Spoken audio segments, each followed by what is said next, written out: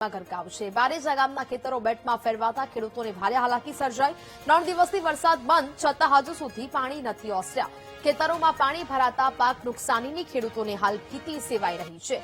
અમદાવાદમાં વરસાદે વિરામ લીધો છતાં હજી પણ અનેક જગ્યા પર જળબંબાકારની સ્થિતિ છે। અમદાવાદ વડોદરા હાઈવે પર ખેતરો પાણીમાં ગરકાવ થયા છે। બારેજા ગામના ખેતરો બેટમાં ફેરવાતા ખેડૂતોને ભારે મુશ્કેલી અનુભવાઈ રહી છે। પાક નુકસાનીની ખેડૂતોને ભીતિ સેવાઈ રહી છે। 3 દિવસ થયા વરસાદ બંધ થયે આ છતાં પણ પાણી નથી ઓસર્યા ને જેને કારણે ખેડૂતો મુશ્કેલીમાં મુકાયા છે। ફરી એક વખત ચિંતાના વાદળો છે તે ખેડૂતે ઘેરાયા હોય તેવું લાગી રહ્યું છે। અમદાવાદમાં વરસાદે વિરામ લીધો છતાં પણ હજી જળભરાવની સ્થિતિ યથાવત છે।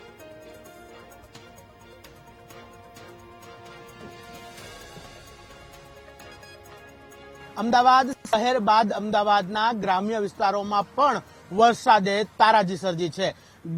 છેલ્લા 2 દિવસ પહેલા પડેલા વરસાદે છે તે અમદાવાદના ગ્રામ્ય વિસ્તાર એટલે કે અમદાવાદ વડોદરા હાઈવે ઉપર આવેલ બારેજા ગામ છે તે વિસ્તારના આ દ્રશ્યો તમને બતાવી રહ્યા છે। ખેતરો છે તે જાણે નદી બન્યા હોય તે પ્રકારની સ્થિતિ છે તે જોવા મળી રહી છે। 2 દિવસ પહેલા પડેલા વરસાદ છે તેના પાણી હજુ સુધી છે તે ઓસર્યા નથી। જાણે નદી જે છે તે આખી વહેતી હોય, તળાવ ભરાયું હોય તે પ્રકારના દ્રશ્યો છે તે સામે આવી રહ્યા છે। ખેડા જિલ્લાની જો વાત કરવામાં આવે તો ખેડા જિલ્લામાં પણ આ જ પ્રકારની સ્થિતિ છે તે હાલ જોવા મળી રહી છે। ખેતરોમાં હજુ પણ 2 થી 3 ફૂટ જેટલા પાણી છે તે ભરાયેલા છે। પાકો અને તમામ છે તે પાણીમાં તબાહ થઈ ચૂક્યા છે। ખેડૂતોને પણ ભારે નુકસાની છે તે વેઠવી પડે તે પ્રકારની સ્થિતિ છે તે હાલ અમદાવાદના ગ્રામ્ય વિસ્તાર હોય કે પછી ખેડા જિલ્લાના ગ્રામ્ય વિસ્તાર હોય, આ તમામ જગ્યાઓ પર આ જ પ્રકારની સ્થિતિ છે તે અહીં હાલ જોવા મળી રહી છે। જે મારી પાછળ તમે જોઈ રહ્યા છો તે કોઈ નદી કે તળાવ નહીં, પરંતુ અમદાવાદના